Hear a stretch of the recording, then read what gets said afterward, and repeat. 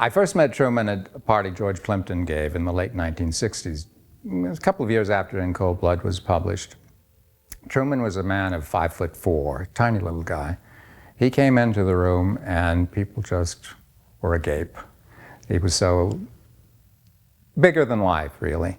He grew up in the South, came to New York in his teens, and basically by his early 20s was starting to become known as a short story writer, be published in early mid-20s, and he became a very kind of high-profile, respectable writer in the New York City kind of / Europe scene, and because of his personality and his gregariousness with people, and he became quite a beloved personality, and people wanted him to be at events or parties or places just because of the way he was, on top of his talent as a writer. But really what made his name was his talent as a writer, and that's why he was kind of a rare breed at that time of somebody who actually had extraordinary talent as an artist, but also as an extraordinary personality. I got to know him several years later when I was writing profiles of writers for Esquire and The Atlantic magazine. Truman was the most famous writer in the world after In Cold Blood. He could go anywhere he wanted. We would go to restaurants and he would always get the very best table in the very best restaurants. And I thought, boy, what a lark this is going to be. Lots of great wine, vintage wine, and lunches and dinners, and it'll be over in 2 years, and I'll have a great time doing it. What I didn't know, and what Truman didn't know, was at the time I was starting, Truman was beginning his long downfall. Something that he did in Cold Blood just wrecked his life forever. It was his greatest success, and yet it was his greatest failure in a way. Truman was a wonderful writer, but he was also a fascinating human being. Truman was more fun to be around than anyone else I've ever met, and I've met some famous people. He took a great interest in everything and everybody. When you were talking to Truman, it was as if you were the most important person in the world. And he wasn't putting a show on. He was really fascinated by people. And that's what made his work so great. That's what made In Cold Blood so great, because he was fascinated by people. And he became fascinated by the people in this little tiny town in Kansas. Well, I came to know so many people there that I wouldn't have known under any other circumstance in my life, and came to like them a great deal and made many, many friends there. And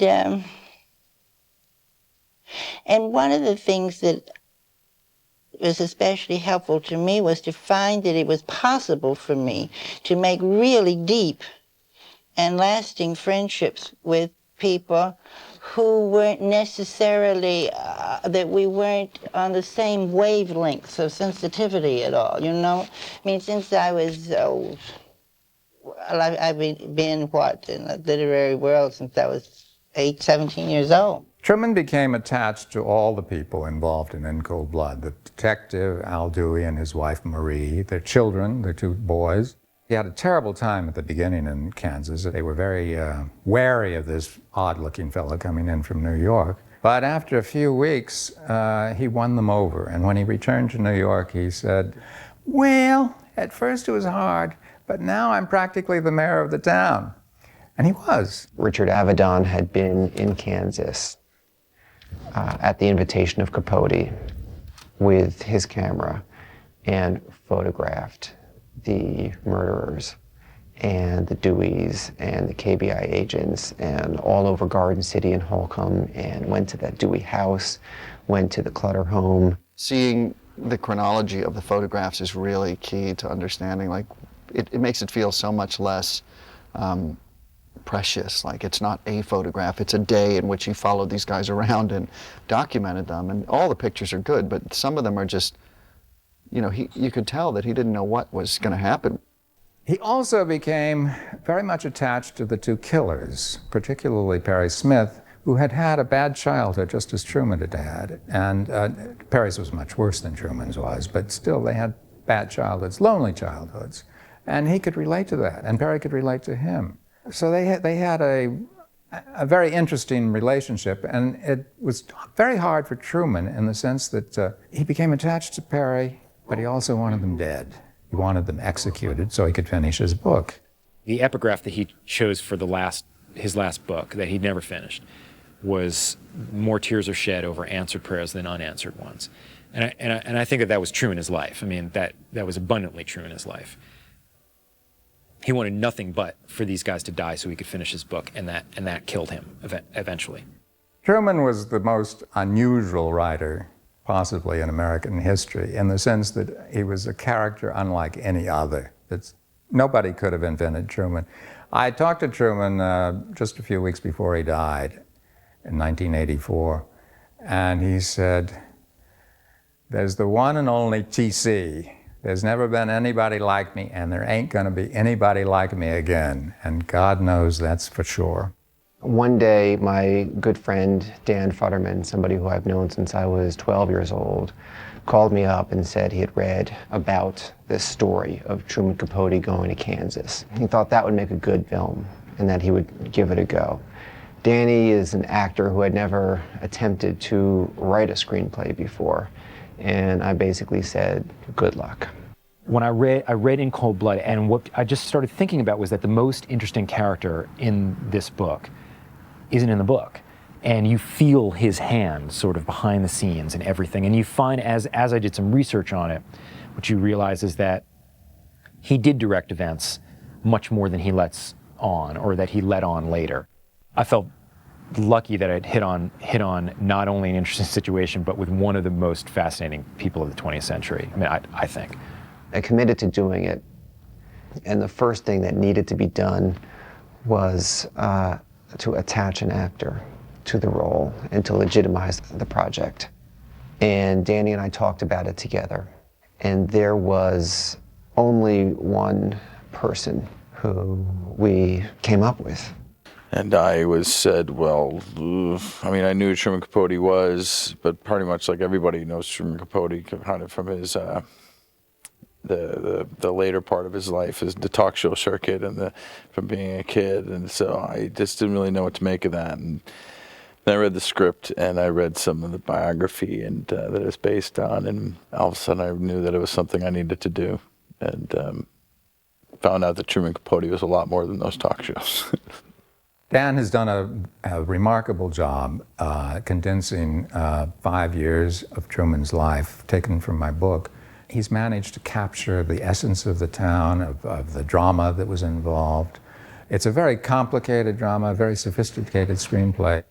I had a screenplay that was sort of a before and after screenplay, that the first, I'd say, third of it was Truman before he met Perry Smith, going to Kansas with Harper Lee, his childhood friend, to write about these killings that he had read about in the New York Times.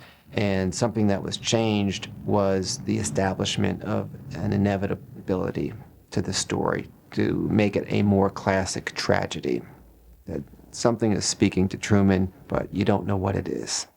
His intuition is working, it's bringing him in, it's sucking him in closer and closer and closer, until Perry Smith arrives. And sort of destined to meet up with this guy who's going to force him to sort of face himself. That's a major way in which Bennett influenced the sort of the arc of the screenplay. What's great about the screenplay is, hey, it's not a biopic. I think that's first off what's great about the screenplay, because I don't think I would have been interested in playing it if it was, because then what's the drive, what's the point? It was a story about ambition, it was a story about artists, and it was a story about writer and subject, and it was revolutionary in a way. What we're exploring in this movie is the dark side of Capote too. It's not that it was a lovely world and he had everything he wanted. If anything, he had a lot of demons that he had dealt with. So I think studying him and what drove him and motivated him was what was very fascinating. And the way that Bennett and Phil and Dan explained it was, there's always behind those facades, there's a lot of layers. You might as well not even think about that these people ever lived or that they're actually real people. You can live in a fictional world because it's not a biopic, which is so fantastic to me. That's what I liked about it. Phil began rehearsing close to 6 months out. He began preparing and losing weight and studying Capote, the voice, the physicality, and all like that. And then 2 weeks out, up in Winnipeg, the entire cast showed up, and we began much more formal and intensive rehearsals. But we never rehearsed anything to the point where we really got it. We would get in the room with it, and there would be a sense of close enough, and we'd never take it to the point where the thing was solved in rehearsal, and that the first time anything was going to be solved was going to be in front of the cameras. It's not about mimicking Truman Capote, because that's not interesting, first off, because he's going to do him better than anybody else. And they always say, like, he was more, like when they say about actors, like, well, they were more that person than that person was. And I'm like, no, not really. It was a huge risk for Phil to take, and the possibility of profound humiliation was always there. And I think it's certainly the most challenging and harrowing to play film role he's ever done. We knew that he could do it. Phil studied it and spent so much time transforming himself into that person, from the voice to the weight to the body postures to things. It was, it was amazing to see this guy transform himself into Capote. Really hit it. I mean, he just didn't play it, he really hit it. The difference between playing a real person as opposed to a fictional person is that there's research that you can call from that's real, that will tell you things that will help you, enlighten you, and ultimately I can't be sitting there worried so much about, like, well, if Truman was here, would he think I'm, I got to create the character of Truman Capote in this story. Other filmmakers who I love and admire, like Hitchcock, the thing is done before you begin shooting, and it's really a matter of executing what's been decided. But for something like this, and for me and my comfort, there's going to be some kind of mystery. The solutions are going to be found in the conjuring of the moment. I don't think there's a smarter actor. I don't think there's a actor who works harder to prepare, but those are not the things that make him a great actor. What makes him a great actor is cutting free of that. One example is when he says goodbye to the killers at the end of the movie. When we rehearsed it, he had complete composure and just a very unemotional, composed farewell. And I asked Phil, you really think that you're so composed in this scene here? And he's like, why, what do you mean? Do you want me to get emotional? Do you want me to cry? He's like, I'm not gonna cry. That smells like horseshit to me. And I'm not gonna get emotional. And he walks out of the room, he closes the door, the cameras roll, the door opens, he walks in, he looks at these guys, and he stops, and he can't contain himself.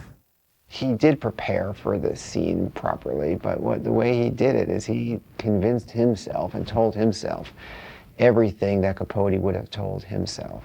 Capote going into that situation is not going to admit the emotionality of it. He's going to do everything he can do to repress it, and he's going to tell himself, I don't want to make this about me, and I don't want to I want to go in there and give them something. But of course, Phil enters the room and the truth of the situation dominates. And he's the kind of actor that will let go of everything he's decided in the moment when the truth presents itself. The ensemble that was put together, I really can't think of anybody else to play all these parts and the people who played them. At the end of the day, I really think back, I'm like, well, who else would have done that? Nobody. I think we really lucked out with who we got and the caliber of talent and ultimately the kind of perfect fit that they all were with their parts that they played. It's really, really exciting. Harper Lee is the moral conscience of the film, and we were looking for an actor who had composure and dignity and a maturity of spirit and a morality and a sober-minded clear-sightedness. And people who have those qualities tend not to go into acting, just as a rule. She had an incredible energy and spirit. Almost in a similar way to her role in the movie, she was very grounding and very calm and lighthearted. She's very witty, and he, of course, is known for how incredibly bright and hilarious and just, you know, just such a unique kind of individual for his time. And for the time now, he would be also, but yeah, they were very, very funny together, and the script has elements of that in it. Philip Seymour Hoffman, Clifton Collins Jr., Catherine Keener, Chris Cooper, they all have different styles, and they work in different ways. Catherine is probably the easiest, most low maintenance, secretly great actress. Alvin Dewey was a member of the Kansas Bureau of Investigation, and Capote sort of gave him the treat of having more or less broken the case and tracked down Hickok and Perry. There were other investigators that did a lot more footwork, you know, but Alvin got the glory. I grew up in Missouri and Kansas, and having come from there, we were very, very aware of the murders when they occurred. My grandmother had always wanted to be a writer, and in her late life, in her late 60s, she did begin to write. She did meet Capote. And one of her garden club books was In Cold Blood. I wish I had her edition because she had dog-eared it with notations, and it would have been interesting to get her take on it. When I have a script like this and in other films that I've been involved with, there's a single sentence that I sometimes say, and that is, this is like a good old-time movie, you know. And I wish we had more of them. Perry Smith was the hardest role to cast, and we looked at a number of very good actors over a long period of time, and I was getting ready to make a decision when at the very last moment, one last tape came in, and it was of Clifton, whose sister had videotaped them in his apartment. Perry's a really troubled individual. He grew up really abused. He had a father that was never really around for him, a mother that was an alcoholic, a brother that committed suicide, a sister committed suicide. You know, he got arrested the first time on his 8th birthday. He was arrested the first time. The decision was made to go with him, a gifted actor who also happened to have quite a bit in common with Perry Smith. It's definitely made me pretty emotional. I've had a couple breakdowns. Yeah, that's an understatement, a couple. I look at a bunch of pictures. You can see so much by just looking at Perry's eyes. You know, those eyes just show like how sad and lonely and how emotionally detached he was, you know, just for not being able to be attached. I think Truman really helped him to be able to deal with what he's actually done. It takes a long time, but ultimately he gets to him. From the earliest age, Truman, what he was after ultimately was praise. He wanted it so badly that he lost a sense of the consequences of what he was doing to get it. I think if the movie does do something, it hopefully puts you in touch with that. And whether it's a person wants to sympathize or forgive him for it, it's not so much the concern as to just look at this more as hopefully a truthful portrait of an individual and the choices he made and the tragic nature of his story.